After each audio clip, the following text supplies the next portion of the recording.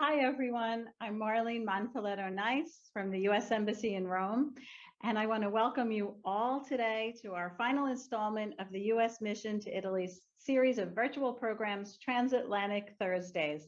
We're going to take a break for the summer. Thanks to everyone for joining us today, and especially those of you who have watched our previous programs in the series. Over the last several months, we've used this platform to reconnect with everyone on so many issues like the US electoral system, entrepreneurship, women's leadership, climate change, gender equity in sports, African American nature poetry, women in comics. That's just to name a few. We've been so grateful for all this opportunity to connect with you these past several months. And now today, we're going to talk about something that I know Italians and Americans both hold dear, and that's summertime. We're discussing it with a group of our American officers from the U.S. Mission to Italy who have had the opportunity to experience the summers in the U.S. and in Italy. And that's me too. Moderating our discussion today is Mattia Persico, who since September has been working as an intern with the U.S. Consulate General at Milan Public Affairs team. Mattia is a student at Milan's Libera Università di Lingue e Comunicazione, otherwise known as IULM.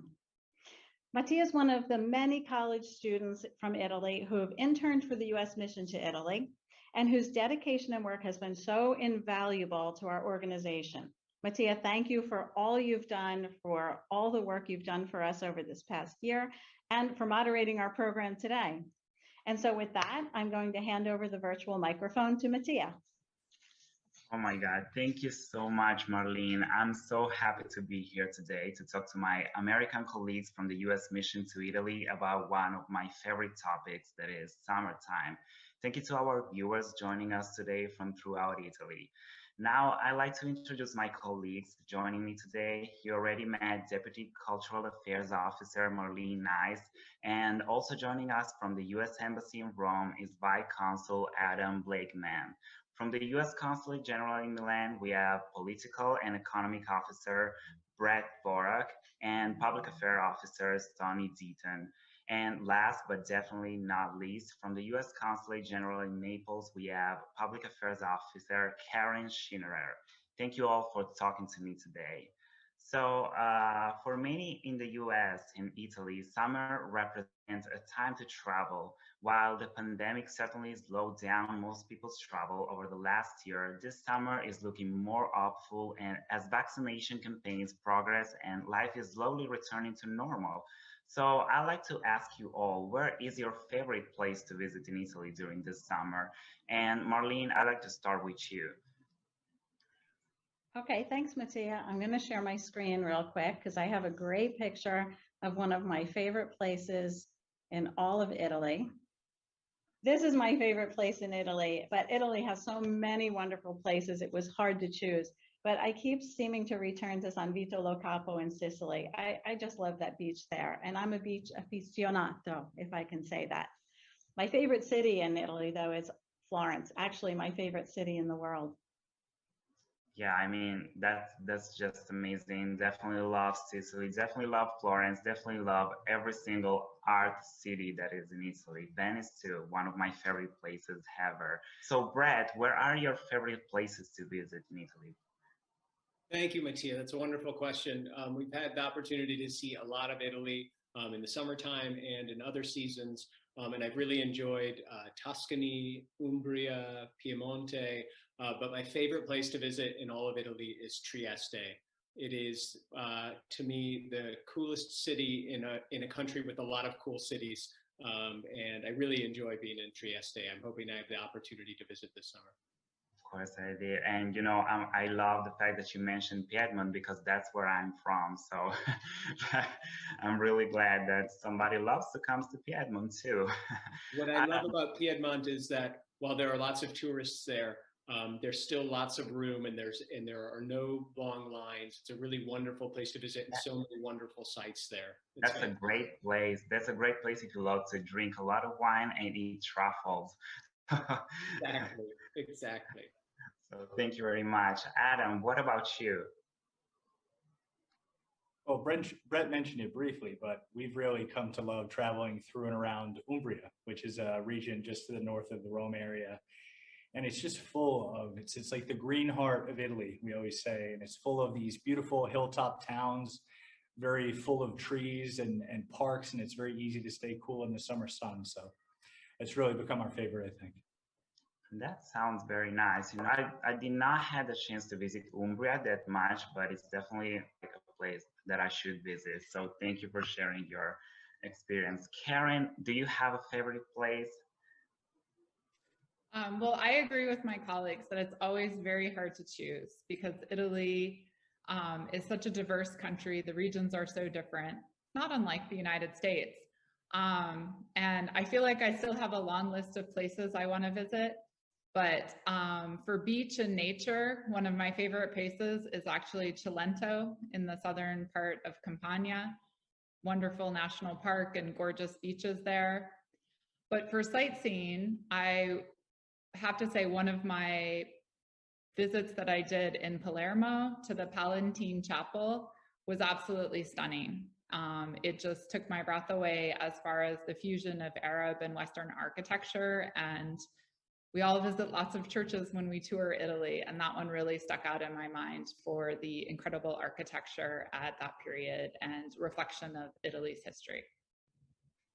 Wow, that's definitely beautiful. As I said before, Sicily is one of my favorite regions here in Italy, so I completely agree with that. Tony, I'm curious, what's your favorite spot in Italy? Well, there's so many, and it is so hard, as everyone has said.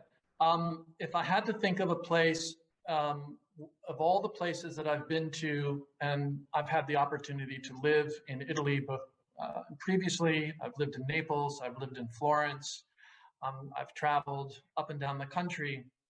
But if I had to pick a place to go for every summer, it would be in the area of Grosseto in Tuscany. There is a stone cottage, very small stone cottage, set amidst a olive tree orchard. There is no there's no town around it, but you are in walking distance of about a kilometer to a town, and it's the perfect place to enjoy the mix of food and countryside and to sort of unplug from the frenetic life in the city, which I also love and love to visit the cities of Italy. But the hills of Tuscany hold a special place in my heart. Wow, thank you so much. Even though I'm Italian, I never visit a lot of these places, so it's still a good suggestion to me too. Thank you so much for sharing. So switching gears a bit, every summer there seems to be a song, which is the song of the season. Now, I want to know what's your favorite summertime song? And I'll start with Tony. Well, thank you, Mattia. Talking about songs is one of my favorite things to do. But I'm going to have to reach back into the old music files for what I feel like is a quintessential American summer song, for me at least. And that would be the Beach Boys. Nothing makes me feel like it is summer than hearing the Beach Boys. And while I love all of their up-tempo numbers, the one that makes me feel the most like summer, because there's something about summer in its fleetingness that makes you feel wistful, and that is their song Surfer Girl. It's a song that I love and I think is very beautiful. So that would be my summertime pick. Okay, when this song came out? I'm afraid to say in public. It would have come out sometime in probably the mid-60s, mid-1960s, last century. So that's good suggestions for my playlist, but I definitely don't know this song. So thank you for the suggestion. So we all know it. It's a classic. We know it. I bet you there's a lot of people out there that know that song too. Okay, so Karen, what's yours? I mean, what's your favorite song of the summer? Well, I'll stick with the same time frame as Tony. I grew up on Motown music in my family. being from Michigan, and my mom is originally from Chicago. So the song that always reminds me of the summer is Dancing in the Streets by Martha and the Vandellas. It talks about summer in the song, and it's very upbeat, and it just, again, brings back memories from many summers.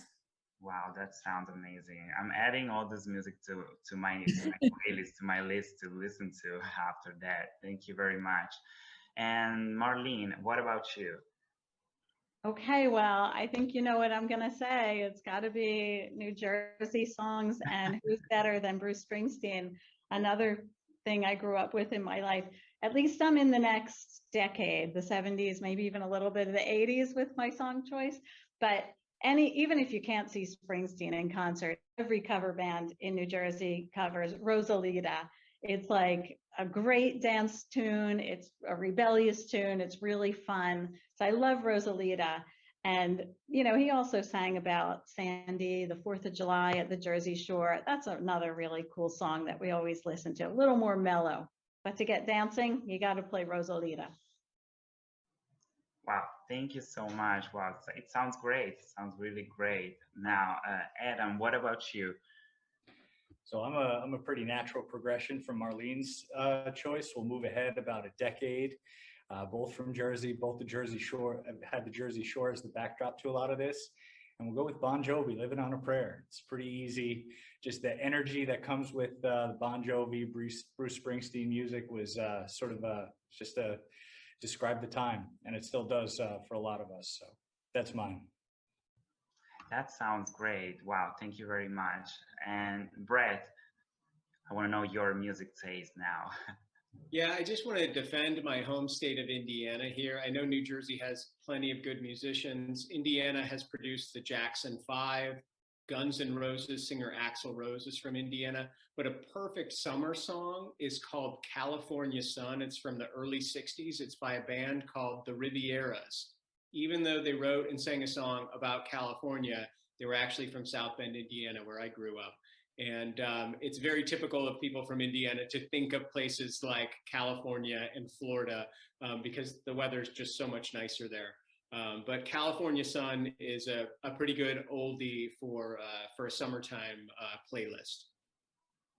Wow, that's great. Thank you very much. Now I definitely have a lot of songs to add to my playlist. I'm gonna just to how can I say, to make it more younger, I would just say what my song for 2021 will be for my summer song. It's from an American singer that is called Doja Cat, and the song is Kiss Me More. It's a very, very chill song, perfect for the sunset while you're sipping on cocktail. It's perfect for that. So that's my favorite summertime song of this year, at least. So thank you very much for sharing yours. So summer for a lot of people means eating special seasonal foods. In Italy, even though we eat gelato all year, we definitely eat more of it when it's hot outside. I love to know what's your favorite gelato flavor. And Marlene, what's your favorite gelato flavor? Okay, so I discovered something really complicated in my travels in Rome. It's at Gelateria del Teatro on Via dei Coronari. It's the only place I've ever found this, and it is pumpkin amaretto chocolate gelato.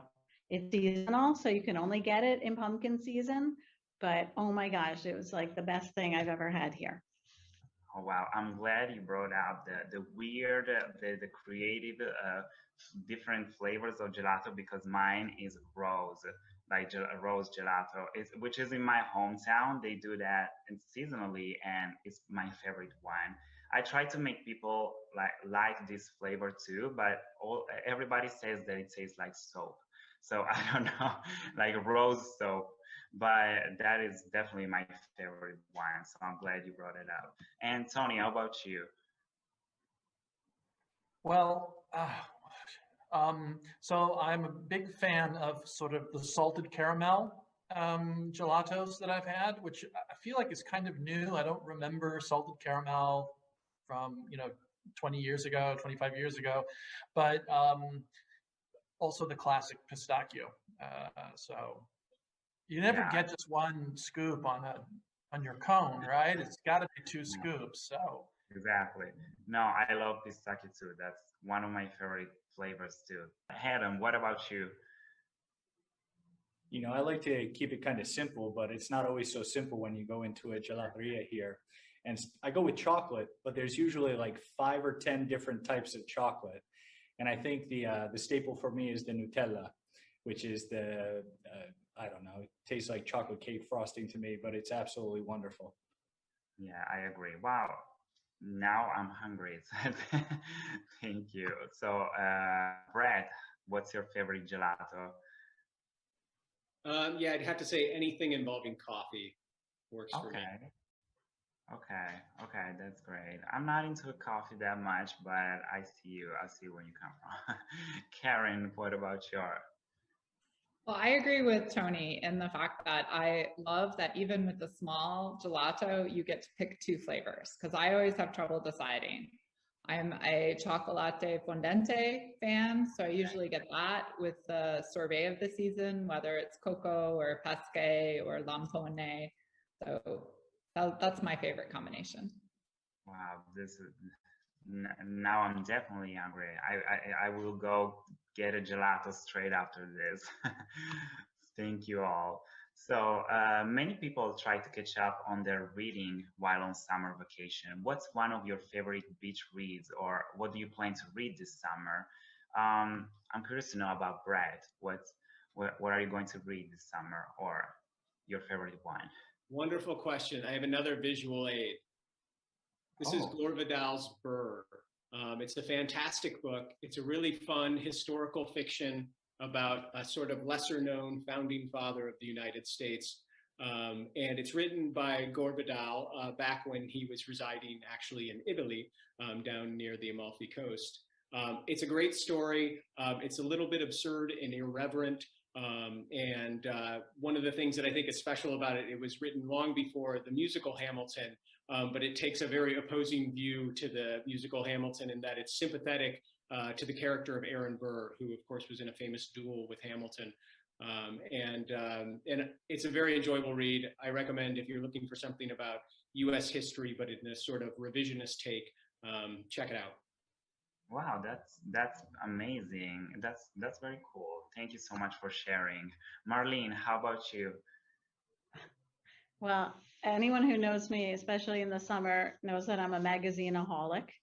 And I would like to tell you that, I have a stack of the New Yorker and the Economist, but come on, it's Oprah, it's In Style, it's Real Simple, it's Red Book, it's any magazine that I can get my hands on, HGTV magazine. I mean, the more pictures and captions, the better. That's what I like to sit on the beach and read.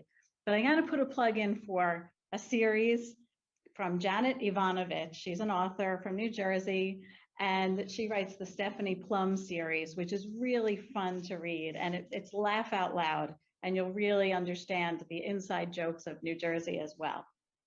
Okay, that sounds like a great suggestion. Thank you very much. Tony, I know you have for sure some good, some very good suggestions. Can you tell us?